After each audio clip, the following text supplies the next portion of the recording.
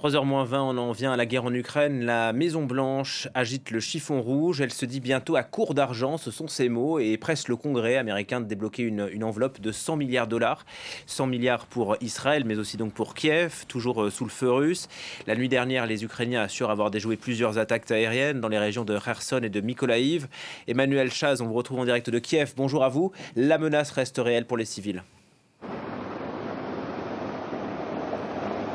Oui, tout à fait. Vous mentionnez, Julien, Mykolaïv et Kherson. Kherson qui est particulièrement sous le feu des bombardements et ce, tous les jours. Je parlais il y a quelques jours à Kherson avec le porte-parole de l'administration militaire régionale, Alexandre Tolokonikov, et il m'expliquait que c'est très difficile pour la population, tout simplement, d'éviter ces attaques, puisque je vous rappelle que les troupes russes sont juste de l'autre côté des rives, sur l'autre rive du fleuve Dnipro, donc à l'opposé de Kherson. Donc il y a très peu de distance entre l'artillerie russe et la ville. Donc c'est pour ça que lorsque la ville est bombardée, et ça arrive plusieurs dizaines de fois par jour, eh bien, il y a souvent des victimes civiles. Alors hier, des bombes russes sont tombées sur 2 hôpitaux à Kherson ainsi que sur des résidences, des immeubles résidentiels. Aujourd'hui, c'était sur une école maternelle. Une femme de 57 ans a été blessée aujourd'hui. Donc on voit que cette population ukrainienne n'est pas du tout à l'abri de ces attaques. En plus des bombardements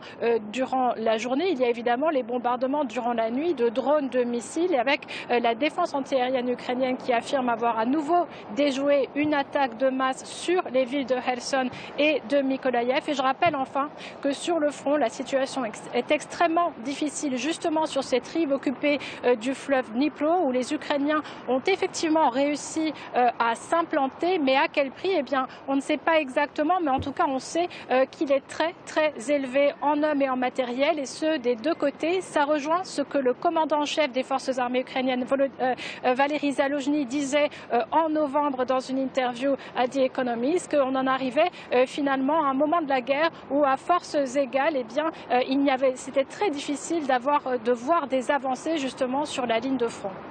Merci Emmanuel Chaz en direct de Kiev pour France 24.